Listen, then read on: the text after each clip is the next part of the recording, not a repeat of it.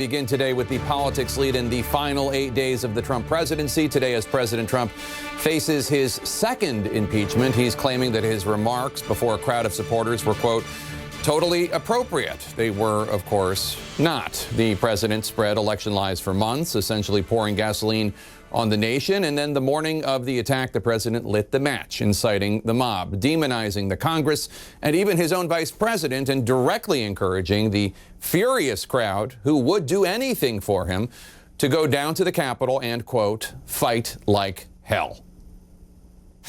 We're going to have to fight much harder. When you catch somebody in a fraud, you're allowed to go by very different rules. We're going to try and give them the kind of pride and boldness that they need to take back our country. So let's walk down Pennsylvania Avenue. You'll never take back our country with weakness. You have to show strength and you have to be strong. We fight like hell. And if you don't fight like hell, you're not going to have a country anymore. And then the crowd, the mob, they did just that.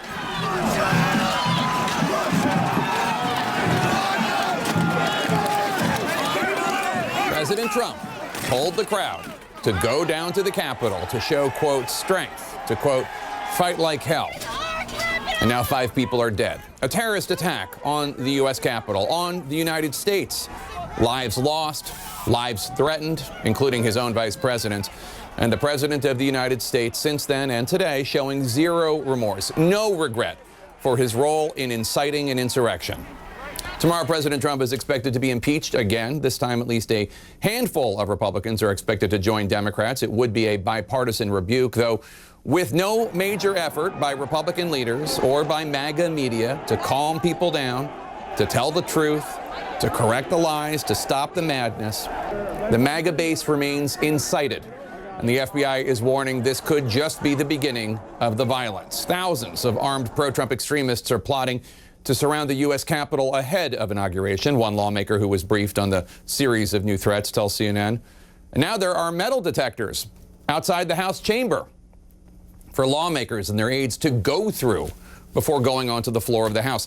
This comes after Democratic members of Congress tell me there have been multiple conversations among Democrats about concerns they have about their colleagues, specifically freshman Republicans, quote, insistent on bringing firearms in violation of law and guidelines, one Democrat tells me. Now, normally members of Congress and their guests have been able to bypass metal detectors going into the House or going onto the floor of the House. But after the terrorist attack on the Capitol, there are now legitimate concerns the Democrats have about some Republican members of Congress and their potential guests and the threats that they might pose.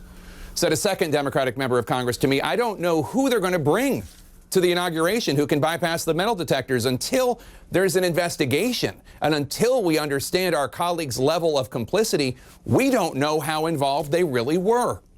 Until we have answers, I don't think we should trust them. That first Democrat said this afternoon that in the recent security briefing that Democrats had with Capitol Police, they were reminded that bulletproof vests are, quote, reimbursable expenses. Moments ago, President Trump briefly mentioned the deadly riots on Capitol Hill. He, of course, complained about unfairness to him, about his impending impeachment, and then he launched into a speech about the border wall. CNN White House correspondent Caitlin Collins joins me now live. And Caitlin, President Trump, he had a chance to tone down his rhetoric this afternoon. Not surprisingly, he did not take it. Yeah, and Jake, before he got around to addressing what happened on Capitol Hill last week, he started out with the threats to his own power and the talk, of course, of invoking the 25th Amendment, something we've been reporting on about conversations with the vice president, with the cabinet, and whether or not those are real or likely. And the president appears to be listening as well. Free speech is under assault like never before. The 25th Amendment is of zero risk to me, but will come back to haunt Joe Biden and the Biden administration. As the expression goes, be careful what you wish for. So that appeared to be a veiled threat, saying that the 25th Amendment could be used against Joe Biden when the questions are about whether or not it'd be used against the president. And Jake, of course, right now we've reported that seems incredibly unlikely, but there is a very real threat to the president's power. That's impeachment and whether or not he's going to be the second president ever to be impeached, something that could happen as soon as tomorrow. Without an ounce of regret, President Trump took no responsibility for inciting a violent mob of his supporters who breached the Capitol, attacked police officers, and threatened to kill the vice president. It's been analyzed, and people thought that what I said was totally appropriate. As he left the White House today, Trump denounced violence but insisted he didn't instigate it. They've analyzed my speech and my words and my final paragraph, my final sentence, and everybody to the T thought it was totally appropriate. We fight. We fight like hell. And if you don't fight like hell, you're not going to have a country anymore. And we're going to the Capitol. We're going to try and give our Republicans, the weak ones, because the strong ones don't need any of our help. We're going to try and give them the kind of pride and boldness that they need to take back our country. The president portrayed himself as the victim of a new effort by Democrats to impeach him a second time. It's really a continuation of the greatest witch hunt in the history of politics. It's ridiculous. It's absolutely ridiculous. This impeachment is causing tremendous anger. Senate Minority Leader Chuck Schumer responded by saying Trump shouldn't be in office for another day. What Trump did today, blaming others for what he caused, is a pathological technique used by the worst of dictators. After he landed in Texas, Trump delivered scripted remarks on the attack. Respect for law enforcement and the great people within law enforcement, so many are here, is the foundation of the MAGA agenda.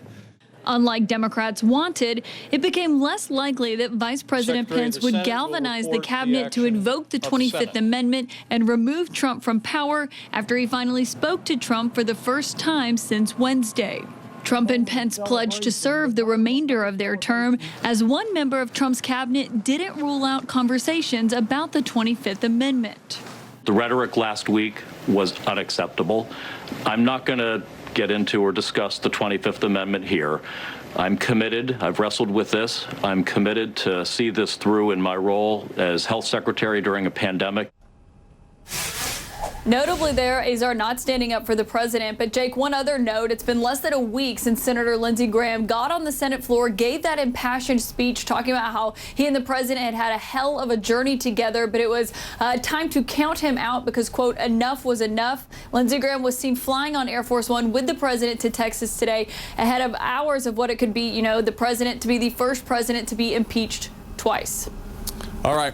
Thank you so much, Caitlin Collins. Appreciate it. Moments ago, the acting U.S. attorney wrapped up a press conference outlining significant sedition and conspiracy charges coming for people involved in the Capitol riots. 170 open investigations so far. Quote, just the tip of the iceberg. We also learned that the pipe bombs left outside the Republican National Committee and Democratic National Committee headquarters were real and had timers. The Washington Post reports today that an FBI office in Norfolk, Virginia, issued a warning about, quote, war looming at the Capitol before last week's attack.